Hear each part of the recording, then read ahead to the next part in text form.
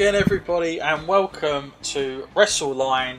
I'm your host, John Scott, and joined as always by my co-host, Matt Essex, and here we are, WrestleMania 34, and we're here for the big preview, the traditional annual preview of WrestleMania that is very long as the review probably in most times. Matt, welcome along to another WrestleMania. First one for WrestleLine, but of course you and I have done this many a times over before. Well, not when I say many out of the whole lot, probably not as much, but we've done a fair few since now. How geared up are you? We're at Friday as we do this podcast. Are you in WrestleMania fever? Well, I'm getting there. I'm ready for this action. I feel like I've been waiting ages for this to come around. It feels like they've been talking about it for quite a while now. And at first I wasn't there. The Royal Rumble came around and it made me feel a little bit more into it, but I still wasn't there. But when you get into the final week, you're feeling the buzz a bit more, and everyone else around you is more excited about it. And that kind of rubs off on you. And I think the matches are there this year. I think we've got some quality ones to get through.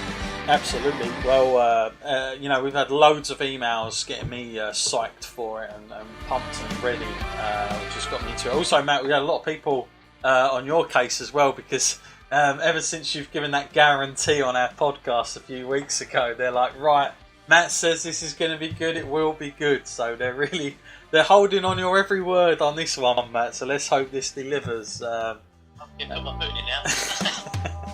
Yeah, well, it wouldn't be the first time for myself, I tell you, when I've predicted stuff in the past. But yeah, I mean, on paper, this looks to be one of the strongest cards I've seen. I think if you take out the build-up to this, on paper, this looks pretty decent.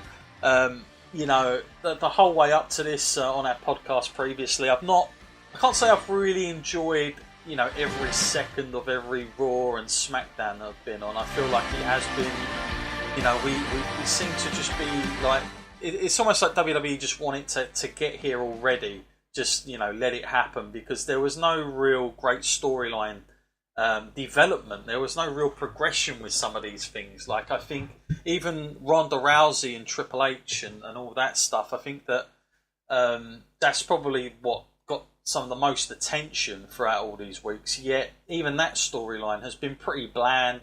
We've kind of known what was going to happen, how it was going to kind of come out for a long, long time. So it's been up and down. I feel like Brock Lesnar and Roman Reigns is definitely making, I would say, out of all the emails, Matt, I think Roman Reigns, Brock Lesnar has certainly got the most attention in terms of our listeners, what they seem to be interested in, what has got people talking the most. I think if there's any match on the card, all of a sudden it has become Brock Lesnar and Roman Reigns, at least in the last 7 days, which is quite interesting as well. And in a lot of ways, Matt, I guess if you're WWE, that's not a bad thing for people to be talking about that particular match the most. No, I mean, that's why it's the main event, isn't it? And, it's 50-50. I guess people are talking about it because it is the main event, and also people are talking about it because, they may be looking forward to it, or they may be dreading it. Yeah, it's, well, we're going to get to that.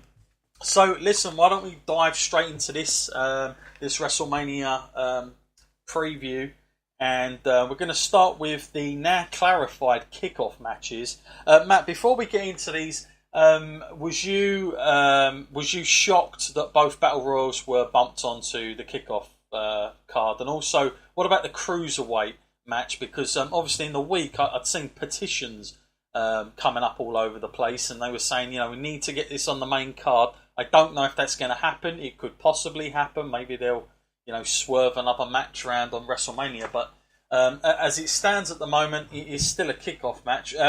Any real shock for you that they were both bumped off? I thought maybe one of them would be, but they've gone with having both of them on the kickoff.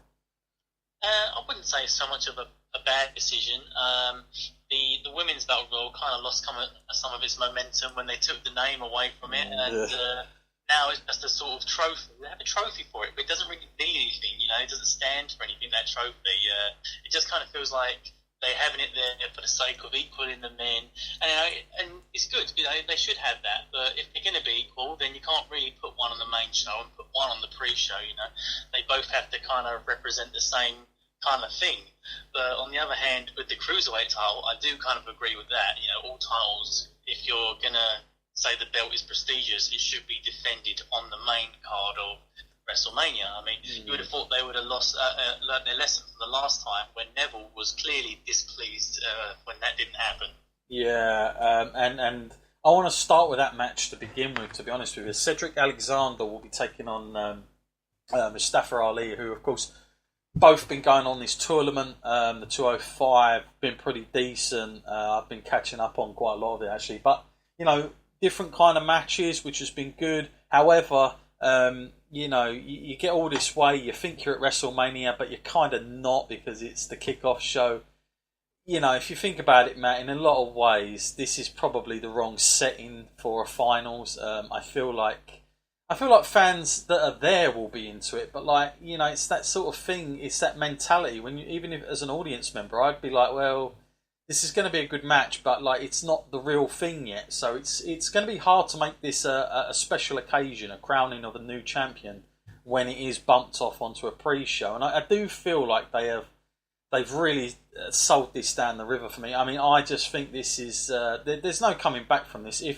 If they do remain and keep this on the pre-show, I really feel that it's the whole cruiserweight thing has been, since it started, if I'm completely honest with you, a complete disaster.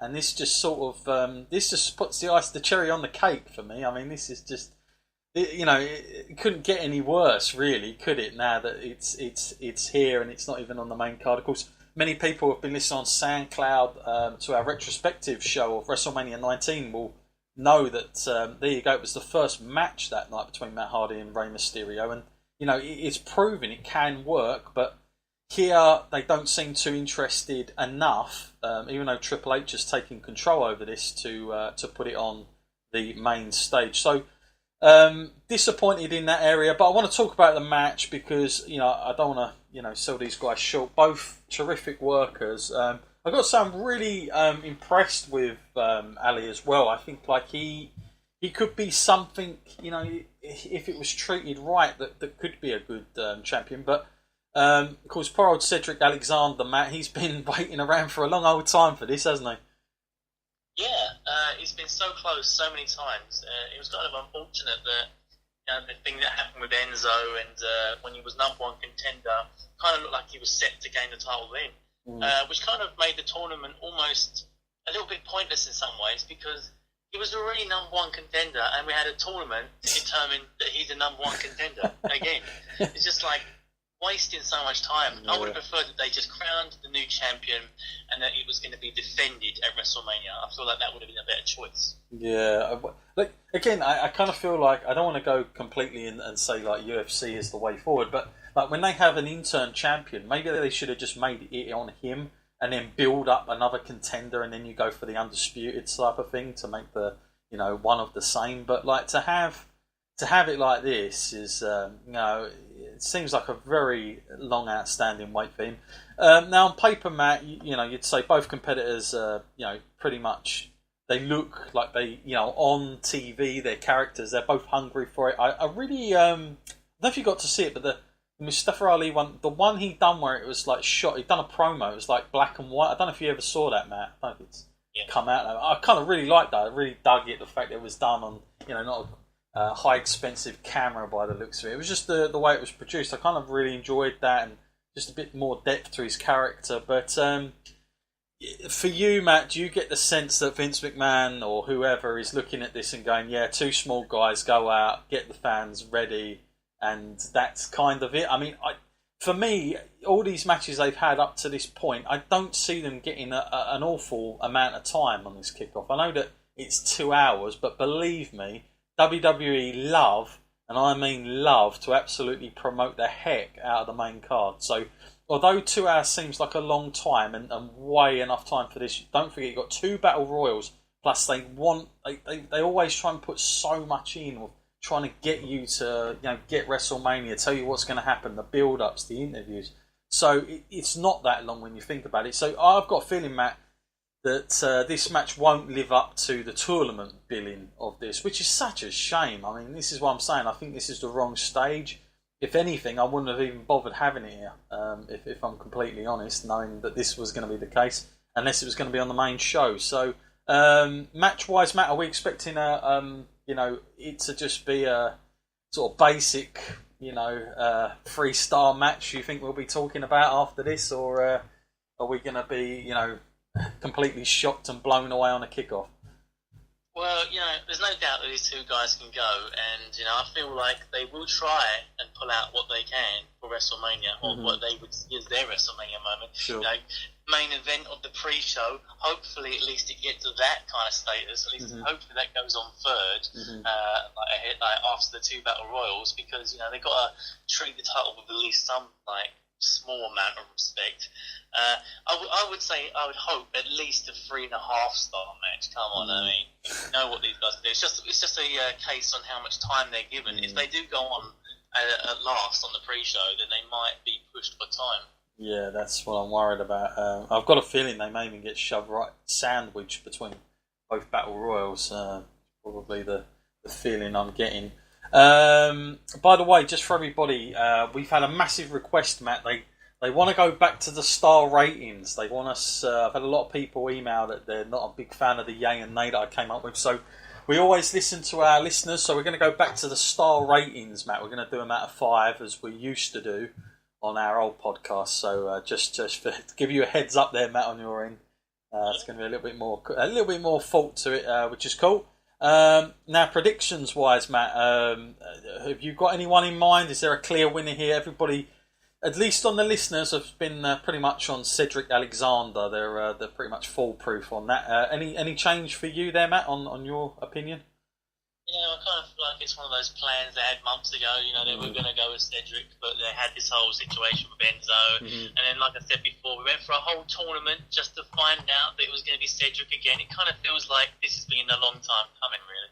Yeah, Cedric, for you, I'm going to play devil's advocate here. I'm going to go for Ali. I don't know what it is, but I got a feeling with WWE, this huge surge towards Saudi Arabia and everything, the way they work, even though it's completely different countries, just the way that WWE machine works. I just got a feeling they may go with him, and I think they may have Cedric chase even longer, the poor guy. But then again, like I say, I don't know if this is the stage that he needs to win it on. I think that he could get down the line maybe at another card where it's going to be treated as more of a main event type spotlight, and actually be more of a moment than just on a kickoff with fans just sort of going in and out of the arena. So for me, I'm going to go with Ali on this one. I just think they're going to give the heel the win here, and they're going to crown that moment down the line. But I could be wrong, totally wrong. So, but just a little bit of different of opinion there. So I'll put that down. Okay, moving on, Matt. We've got the, of course, they love throwing these lines out now. The first ever, it's classed as, Women's Battle Royal match. Now, when I keep saying it's the first ever, I'm going to debate that one. Didn't we have one at WrestleMania 24? A Battle Royal where Snoop Dogg was out there and Santino Marella won it. I thought that was the first one. But clearly I'm wrong because they keep calling this the first ever. So I don't know what the differences are. Is this because we're calling it women's and not divas? They got a pointless trophy there now. Right, okay. Maybe it's that's giving it away. And as you've said, Matt, the build-up to this, unfortunately, is only really circled around, mainly Bayley and Sasha Banks. And if I'm honest, I would have rather have seen a one-on-one match between these two. But then again, not on a pre-show. So, the Battle Royal is the Battle Royal. Of course, we're going to probably see, I'm guessing, a few old faces again, Matt, just to make some numbers up in here. I'm presuming we might see some surprises there again. It's one of those things, these Battle Royals.